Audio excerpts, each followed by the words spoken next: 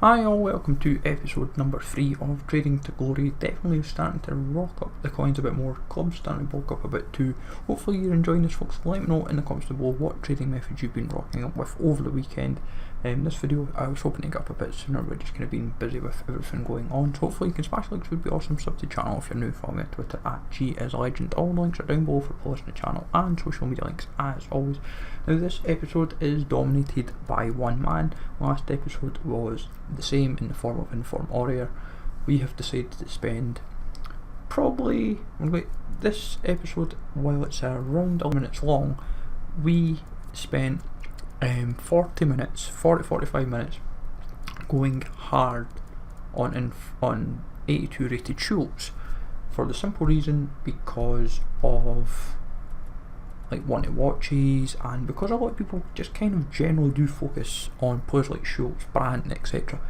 The reason why I focused my efforts on Schultz was because I thought I wanted someone that had a bit of coin value about them and was easy to turn over, and I found kind of a gold mine. We started the episode at 30, funnily enough at 30k, so I thought 30k, because I've done a bit of spending off camera on the Informs, like 84s and 81s and 82s, so I was kind of stocking up on that supply. So the 84s kind of one of my main focus. But basically with Schultz, he is going between like 10 and 12k. But what I was finding was so many folk were listing up him for bid at like minimum price or anywhere between 3 and 9k. And what I was noticing was I could readily keep selling him and selling him and selling him. So I could watch for snipes, but I could also get myself involved with bids.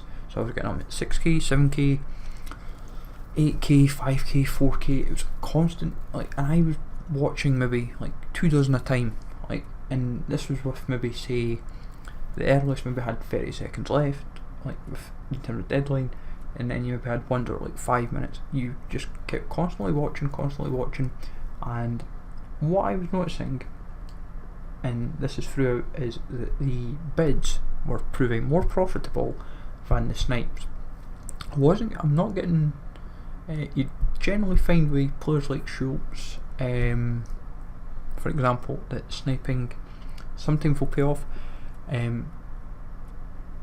Other people that will use this filter will go not just Schultz, just primarily as a focus. They will go Dortmund left back, and then focus on Schultz and Hakimi, just for the simple reason of that it's easy money, because Hakimi pops up so often as well, and you can just readily snipe him.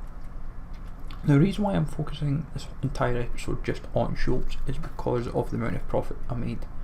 I tried other players before this recording, and I thought for you guys, if I showed it, then for example,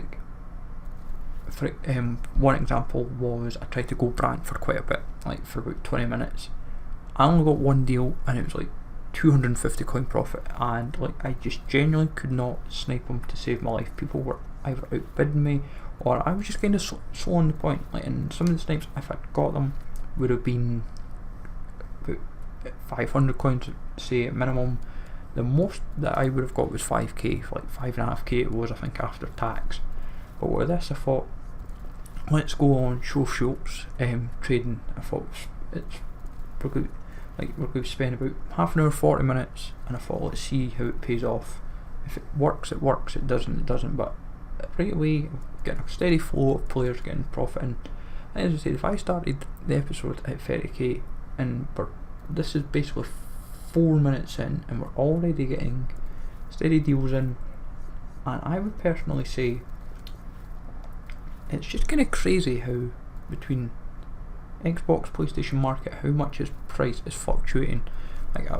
He is one of about 40-50 players that I watch daily, where it is a case of, is it SBC, is it for SBC reasons, is it for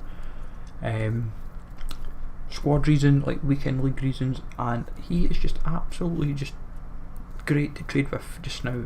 This is another wee pile that we've managed to filter through while watching bids, and I'm just hoping, like, it's crazy that, like, what I notice is, like, you can maybe spend first thing in the morning, you could be 12.5k, and you're like, right, and you try and get them on bid, and you might be like paying at most 10k or 9k, but you're able to sell them for that 12, 13k, and you're like, how on earth did I pull that off? But then you come to about say 6, 7 o'clock at night, and suddenly it's 11k, and suddenly like a 9k buy is what you're paying for. My biggest annoyance throughout this a lot is I constantly get the time remaining. I've highlighted this issue to EA, is, and I think I've tweeted it as well, if not I'll make sure, is when you're trying to watch like these players, especially if you've got multiples, it's an annoyance where if you're trying to get these players in, that the game time remaining disappears when you're trying to, like, if you're trying to work out what your if you've got enough time, especially when you've got like say 6 or 7 and you're trying to be like, right, I'll go to number 1, oh it now says expired but now says processing. I'm like, but when you first maybe put the bid in on the first one, it was maybe say 30 seconds, by the time you got to the last one it's maybe taking you 10, 12, 10, 15 seconds, but by the time you've got back up it's saying expired or processing, or it's not there at all, and you're scratching your head thinking what on earth is going on. But regardless, more profit rolling in. What I tried to do is, I was playing it safe when I'm listing for 9697s. The reason being because of what he has been going at. Like, yes, I'm definitely selling a lot cheaper than what should be. Yes, there's probably still room for profit.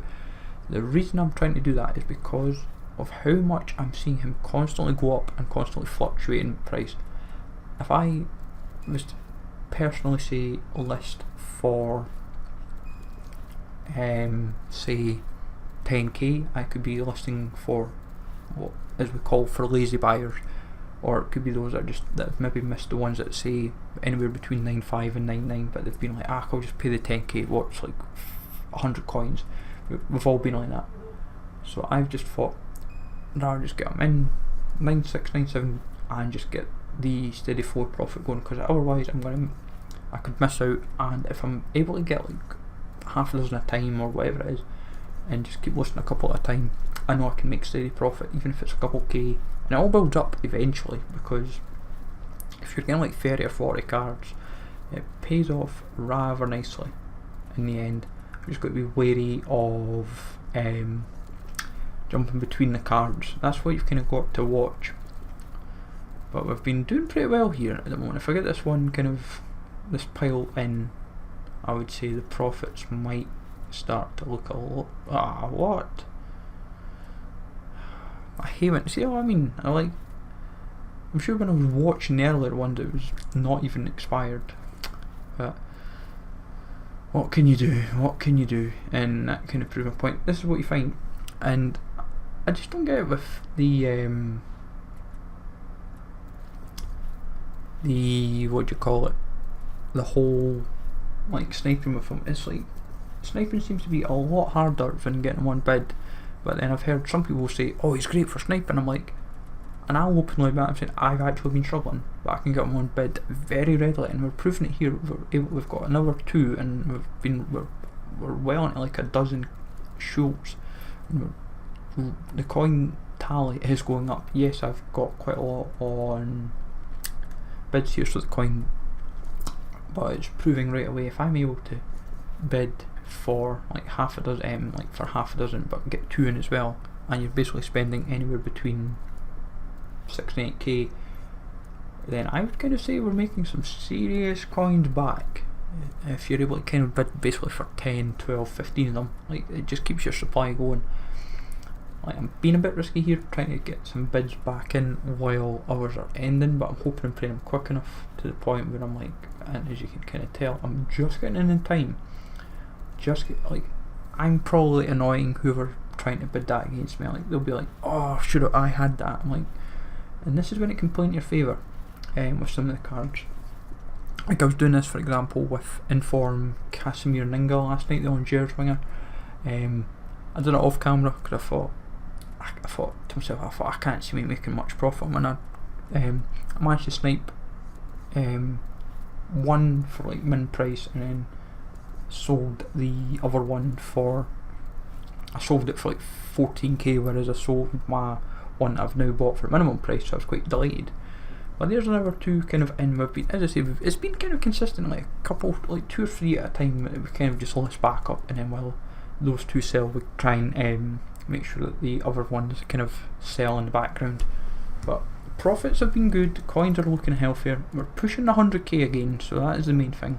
Obviously, hopefully with what we do this week in terms of trading, I'm hoping and praying that we can keep over the 100k. That's, but the aim is, I'm not trying to be like 200-300k. The aim is I want to bulk up the club and then move to that kind of benchmark where I'm spending a bit more coins.